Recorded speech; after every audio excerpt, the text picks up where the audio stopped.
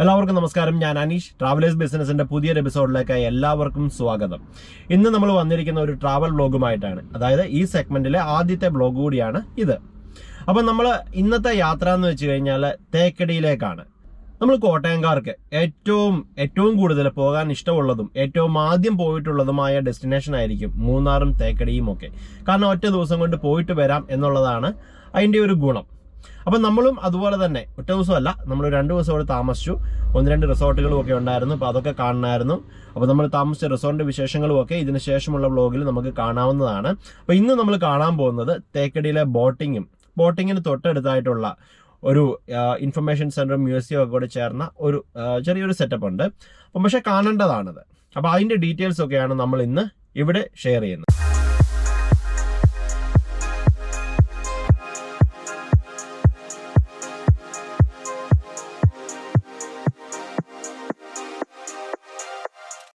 തേക്കടി ബോട്ടിങ്ങിൻ്റെ അവിടം വരെ നമുക്ക് വണ്ടിയും കൊണ്ട് പോകാൻ പറ്റില്ല. അതുകൊണ്ട് നമ്മുടെ വണ്ടി ഇവിടെ പാർക്ക് ചെയ്തതിന് ശേഷം ഇവിടെ ടൂറിസം ഡിപ്പാർട്ട്മെൻറ്റിൻ്റെ ബസ്സുണ്ട്. ആ ബസ്സിൽ കയറിയാണ് നമ്മൾ അങ്ങോട്ടേക്ക് പോകുന്നത്. സോ നമ്മൾ താമസിക്കുന്ന ആബാദ് ഗ്രീൻ ഫോറസ്റ്റ് റിസോർട്ടിൻ്റെ അവിടെ നിന്നും ഏകദേശം ഒരു 100 മീറ്റർ മാത്രം ദൂരമേ നമുക്ക് ഈ ബസ് സ്റ്റേഷനിലേക്കുള്ളൂ. അപ്പോൾ അതുകൊണ്ട് ആരും വണ്ടിയും കൊണ്ട് വരേണ്ട. ഞങ്ങൾക്കൊരു അബദ്ധം പറ്റിയതാണ്. എല്ലാവരും അവിടെ നിന്ന് നടന്നു വരാനുള്ള ദൂരം മാത്രമേ ഉള്ളൂ. ജസ്റ്റ് ഒരു 5 മിനിറ്റ്സ് നടന്നാൽ നമുക്ക് ഈ ബസ് സ്റ്റേഷനിലേക്ക് എത്താം. മുമ്പൊക്കെ എന്ന് വെച്ച് കഴിഞ്ഞാൽ നമുക്ക് തേക്കടി ബോട്ടിങ്ങിൻ്റെ അവിടെ വരെ നമ്മുടെ വണ്ടിയും കൊണ്ട് പോകാമായിരുന്നു. പക്ഷേ ഇപ്പോൾ ഈ ബസ്സിന് മാത്രമേ നമുക്ക് ഇവിടെ നിന്ന് പോകാൻ പറ്റുള്ളൂ. അപ്പോൾ നമ്മൾ പെരിയാർ ലേക്കിൻ്റെ ഭാഗത്തേക്ക് അടുത്തുകൊണ്ടിരിക്കുകയാണ്. നമുക്ക് ഇവിടെ നിന്ന് നോക്കുമ്പം ആ ലേക്കിൻ്റെ കുറച്ച് ഭാഗമൊക്കെ കാണാം. നമ്മുടെ KTDCയുടെ ബോട്ട് ഓപ്പറേറ്റ് ചെയ്യുന്ന ടൈമിംഗ് ആണ് ഈ കാണിച്ചിരിക്കുന്നത്. നമ്മൾ ഏതായാലും ഓൺലൈനായിട്ട് ടിക്കറ്റൊക്കെ ബുക്ക് ചെയ്തിട്ടുണ്ടായിരുന്നു. അതെങ്ങനെയാണ് ബുക്ക് ചെയ്യുന്നതെന്നുള്ള ഈ വീഡിയോയുടെ ഏറ്റവും ഒടുവിൽ ഞാൻ കാണിച്ചിട്ടുണ്ട്. താല്പര്യമുള്ളവർക്ക് ചെക്ക് ചെയ്യാവുന്നതാണ്. ഇപ്പോൾ കൊറോണ ആയതുകൊണ്ട് തന്നെ തിരക്ക് വളരെ കുറവാണ്. നമുക്ക് നമ്മുടെ ഈ ബോട്ടിങ്ങിൻ്റെ ആ ഒരു ബിൽഡിങ്ങിലേക്ക് കയറുമ്പോൾ തന്നെ KTDC, അതായത് ടൂറിസം പ്രൊമോഷൻ കൗൺസിലൊക്കെ പ്രൊവൈഡ് ചെയ്യുന്ന ഒരുപാട് ആക്ടിവിറ്റീസിൻ്റെ ഡീറ്റെയിൽസ് അവിടെ കൊടുത്തിട്ടുണ്ട്. അതുപോലെ തന്നെ നമ്മുടെ ഈ പെരിയാർ ടൈഗർ റിസർവിനകത്തുള്ള ഒരുപാട് പക്ഷികളുടെയും മൃഗങ്ങളുടെയും ഒക്കെ ഡീറ്റെയിൽസും ഒക്കെ അവിടെ പ്രൊവൈഡ് ചെയ്തിട്ടുണ്ട്. കുട്ടികൾക്കൊക്കെ നല്ല രീതിയിൽ യൂസ്ഫുൾ ആകുന്ന ഒരു ഡേറ്റാബേസ് ആണത്. ബോട്ടിങ്ങിന് വന്നവർക്കൊക്കെ ഇവിടെ വെയിറ്റ് ചെയ്യാനുള്ള സ്പേസും ഉണ്ട്. അപ്പോൾ താഴെയായിട്ട് നമുക്ക് ബോട്ടൊക്കെ കാണാം.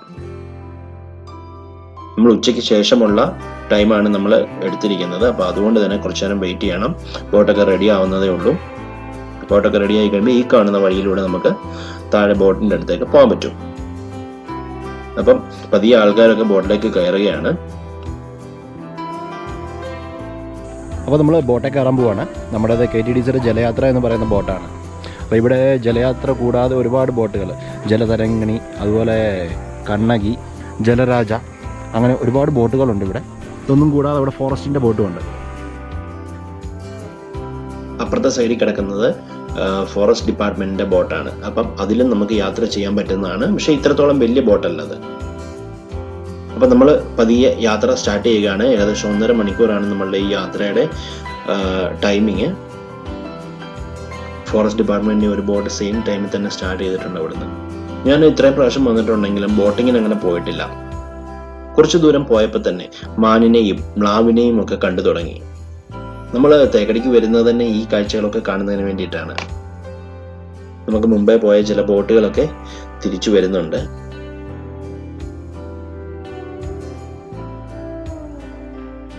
അടുത്തായിട്ട് നമുക്ക് കാണാൻ സാധിച്ചത് ആനയാണ്. ദൂരെ ആ കാണുന്ന സ്റ്റെപ്പ് നമ്മുടെ KTDCയുടെ തന്നെ ലേക്ക് പാലസ് എന്ന് പറയുന്ന റിസോർട്ടിലേക്കുള്ളതാണ്. ഈ റിസോർട്ടിലേക്ക് വരണമെങ്കിൽ ബോട്ട് വഴിയല്ലാതെ മറ്റൊരു മാർഗവും ഇല്ല. ഈ റിസോർട്ടിൽ താമസിക്കാൻ വരുന്ന ആൾക്കാർക്കെല്ലാം തന്നെ ഒരു ബോട്ടിംഗ് ഫ്രീ ആയിട്ട് ലഭിക്കുന്നതുമാണ്. ഒരുപാട് പേര് വളരെയധികം നല്ല നല്ല അഭിപ്രായങ്ങൾ പറഞ്ഞിട്ടുണ്ട് ഇവിടെ താമസിച്ചിട്ട്. കാരണം ഇതൊരു ഐലൻഡ് ആണ്. സോ ഇതിന് ചുറ്റിനും തന്നെ ഒരുപാട് മൃഗങ്ങളെയൊക്കെ നമുക്ക് കാണാൻ സാധിക്കും. ആ റിസോർട്ടിൽ നിന്ന് കുറച്ച് പേര് നമ്മളുടെ ബോട്ടിൽ കയറിയിട്ടുണ്ട്. സോ അവരുമായി നമ്മൾ വീണ്ടും മുമ്പോട്ട് തന്നെ.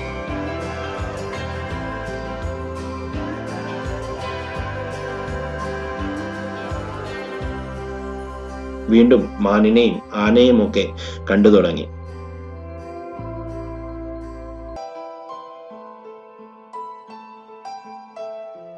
അതുപോലെ തന്നെ നമ്മുടെ തേക്കടി തടാകത്തിന്റെ ഒരു പ്രത്യേകതയാണ് ഇതുപോലുള്ള മരക്കുറ്റികൾ. കാരണം ഡാം ഉണ്ടാക്കിയ കാലത്ത് അത് തടഞ്ഞു നിർത്തിയപ്പം കാട്ടിലെ പല പ്രദേശങ്ങളും വെള്ളത്തിനടിയിലായി. സോ അന്ന് തൊട്ടേ നിലനിൽക്കുന്ന ഒരുപാട് മരക്കൊമ്പുകളും ഒക്കെ ലേക്കിന്റെ നടുവശത്തും ഒക്കെ ആയിട്ടുണ്ട്. അപ്പൊ അതിലൊക്കെ കിളികൾ ഇരിക്കുന്നതൊക്കെ കാണുക എന്ന് പറയുന്നത് തന്നെ വളരെ നല്ലൊരു കാഴ്ചയാണ്. ദൂരെയായിട്ട് കാട്ടുപോത്തിനെയും മാനിനെയും ഒക്കെ നമുക്ക് വീണ്ടും കാണാൻ സാധിച്ചു. അപ്പൊ അതുപോലെ തന്നെ ഒരു ആനക്കുടുംബം എന്ന് വേണമെങ്കിൽ നമുക്ക് പറയാം. ഒരു കുട്ടിയാനയും 3 വലിയ ആനയൊക്കെ നടന്നു പോകുന്ന കാഴ്ചയാണ് കാണുന്നത്.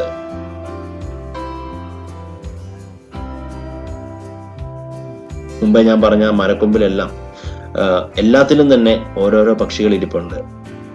അപ്പം ബേർഡ് വാച്ചിങ് ഒക്കെ താല്പര്യമുള്ള ആൾക്കാർക്ക് വളരെ മികച്ചൊരു ഓപ്ഷൻ തന്നെയാണ് നമ്മുടെ തേക്കടിയിലെ ബോട്ടിംഗ് മാത്രമല്ല, നമുക്ക് കാട്ടിനകത്തേക്ക് കയറി ട്രെക്കിങ്ങിനുള്ള ഒരുപാട് ഓപ്ഷനുകളും ഒക്കെ ഇവിടെ ഉണ്ട്. KTDCയുടെ നമ്പർ ഞാൻ കൊടുക്കുന്നുണ്ട്. അപ്പം അതുപോലുള്ള കാര്യങ്ങൾ നിങ്ങൾക്ക് താല്പര്യം ഉണ്ടെങ്കിൽ അവരുമായി കോൺടാക്ട് ചെയ്തതിന് ശേഷം അപ്പോയിൻമെന്റ് ഒക്കെ എടുത്തതിന് ചെയ്യാവുന്നതാണ്. അപ്പം നമ്മുടെ ബോട്ടിംഗ് കഴിഞ്ഞ് നമ്മൾ തിരിച്ചു പോവുകയാണ്. അപ്പം ദൂരെ നമ്മൾ കാണുന്നത് നമ്മുടെ ആ ലാൻഡിംഗ് പോയിന്റ് ആണ്. ഏകദേശം 1.5 മണിക്കൂർ പിള്ളേർക്കും ഫാമിലിക്കും ഒക്കെ ആണെങ്കിലും വളരെ എൻജോയബിൾ ആയിട്ടുള്ളൊരു കാര്യം തന്നെയാണ് നമ്മുടെ ഈ ബോട്ടിംഗ്.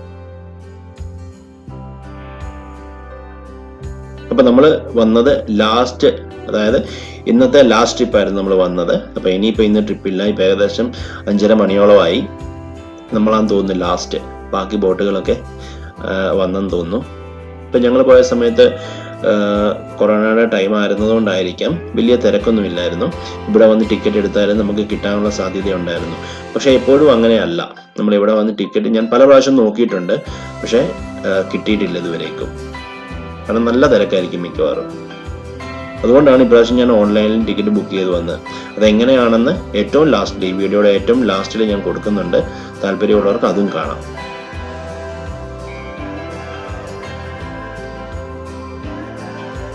നമ്മൾ അങ്ങോട്ട് പോയപ്പം ഇവിടങ്ങളിലെല്ലാം ഭയങ്കര തിരക്കായിരുന്നു. ബോട്ടിങ്ങിന് പോകാനുള്ളവരും പോയിട്ട് വന്നവരും ഒക്കെ ആയിട്ട് ഒരുപാട് ആൾക്കാരുണ്ടായിരുന്നു. ഇനിയിപ്പം വലിയ തിരക്കൊന്നുമില്ല. നമ്മൾ തിരിച്ചു പോവാണ്. ഇങ്ങോട്ട് വന്ന പോലെ തന്നെ തിരിച്ചും ബസ്സിന് തന്നെയാണ് നമുക്ക് പോകേണ്ടത്. ബസ്സെല്ലാം നമ്മളെ വെയിറ്റ് ചെയ്ത് ഇവിടെ കിടപ്പുണ്ട്. ഏതൊരു ബസ്സിന് കയറുക, നേരെ നമ്മുടെ പാർക്കിംഗ് ഏരിയയിലേക്ക് പോവുക, അവിടെ ചെന്ന് വണ്ടി എടുക്കുക, തിരിച്ചു പോവുക.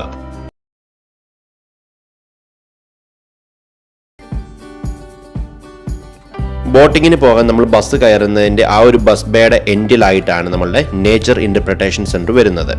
ഈ നേരെ കാണുന്ന കെട്ടിടം കണ്ടോ, അവിടെയാണ് നമ്മൾ ട്രെക്കിംഗ് ഉൾപ്പെടെയുള്ള കാര്യങ്ങളെല്ലാം തന്നെ ഓർഗനൈസ് ചെയ്യുന്നത്. അതായത് ഫോറസ്റ്റിനുള്ളിലേക്ക് കയറുന്ന എല്ലാ കാര്യങ്ങളും ഇവിടെയാണ് ചെയ്യുന്നത്. അതിൻ്റെ നേരെ എതിർവശത്തായിട്ടാണ് നമ്മളുടെ നേച്ചർ ഇന്റർപ്രിട്ടേഷൻ സെന്റർ വരുന്നത്.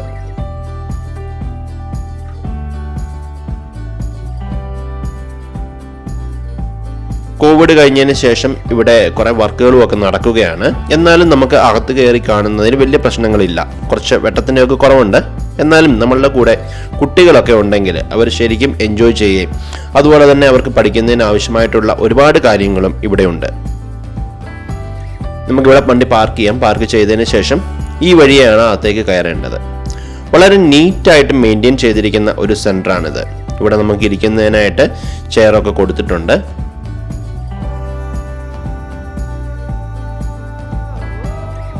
ഇതാണ് നമ്മളുടെ ഇന്റർപ്രിട്ടേഷൻ സെന്റർ.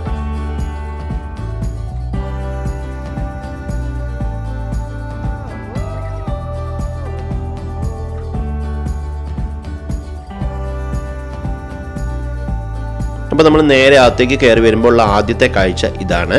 ഇവിടെ നമ്മളുടെ കാടിൻ്റെ ഒരു ആവാസ വ്യവസ്ഥയാണ് ഇവിടെ ചെയ്തിരിക്കുന്നത്. അപ്പം അതിനകത്ത് പല മൃഗങ്ങളെയൊക്കെ കാണാം. ഇതിനകത്ത് ചില മൃഗങ്ങളുടെ രൂപം കാണിച്ചിരിക്കുന്നത് ഒറിജിനലി സ്റ്റഫ് ചെയ്ത് വെച്ചിരിക്കുന്നതാണ്, ചിലത് രൂപങ്ങളുമാണ്.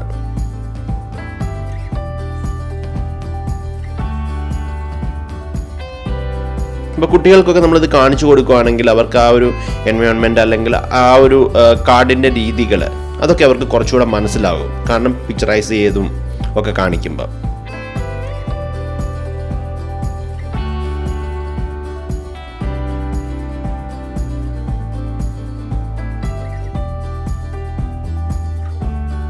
അതുപോലെ തന്നെ ഇവിടെ ഒരു ആനയുടെ അസ്ഥികൂടം കൊടുത്തിട്ടുണ്ട്. ഇത് ഒറിജിനലാണ്. ഇത് ഞാൻ മറ്റെങ്ങും കണ്ടിട്ടില്ല. പല മ്യൂസിയങ്ങളിലൊക്കെ പോയിട്ടുണ്ട്, എന്നാലും മറ്റെങ്ങും കണ്ടിട്ടില്ല. അപ്പോൾ തേക്കടി വരുമ്പോൾ ഒരു കാരണവശാലും ഇതൊന്നും മിസ്സാക്കരുത്. കാരണം കുട്ടികൾക്ക് വളരെയധികം എൻജോയ് ചെയ്യാൻ പറ്റുന്ന ഒരു സെൻറ്റർ തന്നെയാണ് ഇത്. അപ്പം ഞാൻ പറഞ്ഞിരുന്നു ഇവിടെ കുറച്ച് പണികളൊക്കെ നടക്കുന്നതുകൊണ്ടാണ് വെട്ടത്തിൻ്റെ കുറവൊക്കെ ഉണ്ട്. അതുപോലെ തന്നെ കുറേ കളക്ഷൻസും ഒക്കെ ഇവിടെ ഉണ്ട്. ചെറിയ കുട്ടികൾക്കും വലിയ ആൾക്കാർക്കും ഒക്കെ പഠിക്കുന്നതിന് ആവശ്യമായിട്ടുള്ള കുറേ കാര്യങ്ങളാണിത്.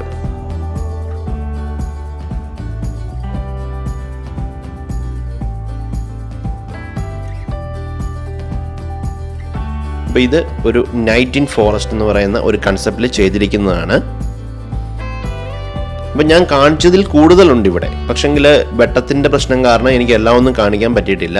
അപ്പോൾ അതുകൊണ്ട് നിങ്ങൾ ഉറപ്പായിട്ടും തേക്കടി വിസിറ്റ് ചെയ്യുന്നുണ്ടെങ്കിൽ ഈ ഒരു സെൻറ്ററും കൂടി വിസിറ്റ് ചെയ്യുക. കാരണം ഒരിക്കലും അതൊരു നഷ്ടമാവില്ല.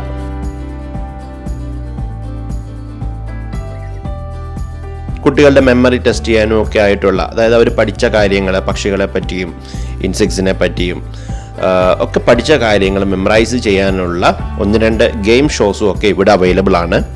അപ്പം നിങ്ങൾ ഏതായാലും അടുത്ത പ്രാവശ്യം തേക്കടി വരുമ്പം ഇവിടം കൂടി വിസിറ്റ് ചെയ്യുക.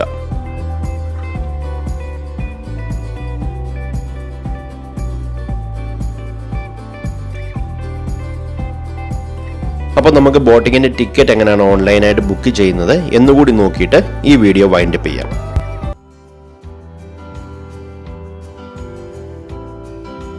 ഗൂഗിൾ സെർച്ച് ചെയ്ത് തേക്കടി ബോട്ടിംഗ് എന്ന് മാത്രം കൊടുത്താൽ തന്നെ KTDCയുടെ പേജാണ് ആദ്യം വരുന്നത്. സോ അവിടെ എൻ്റർ ചെയ്തതിന് ശേഷം ടിക്കറ്റ് ബുക്കിംഗ് കൊടുത്തു കഴിയുമ്പം ഈ ഒരു പോർഷനിലേക്ക് വരും. സോ അവിടെ എത്തിയതിന് ശേഷം ഏത് ഡേറ്റിലാണ്, ഏത് ടൈമാണ് നമുക്ക് വേണ്ടത്, എത്ര ആൾക്കാരാണ് നമ്മളൊപ്പം ഉള്ളത്, അപ്പോൾ അങ്ങനെയുള്ള ഡീറ്റെയിൽസ് എല്ലാം അവിടെ കൊടുക്കാവുന്നതാണ്. അതുപോലെ തന്നെ എൻ്റെ താഴോട്ട് നീക്കിക്കഴിഞ്ഞാൽ KTDCയുടെ തന്നെ ഹോട്ടൽസിൻ്റെയും റിസോർട്ടിൻ്റെയും കാര്യങ്ങളൊക്കെ എൻ്റർ ചെയ്തിട്ടുണ്ട്. അതുപോലെ തന്നെ കുറച്ച് ഡൂസ് ആൻഡ് ഡോൺസ്, റെസ്ട്രിക്ഷൻസ്, കാര്യങ്ങൾ, അതുപോലെ തന്നെ ടേംസ് ആൻഡ് കണ്ടീഷൻസ് ഒക്കെ അവിടെ കൊടുത്തിട്ടുണ്ട്.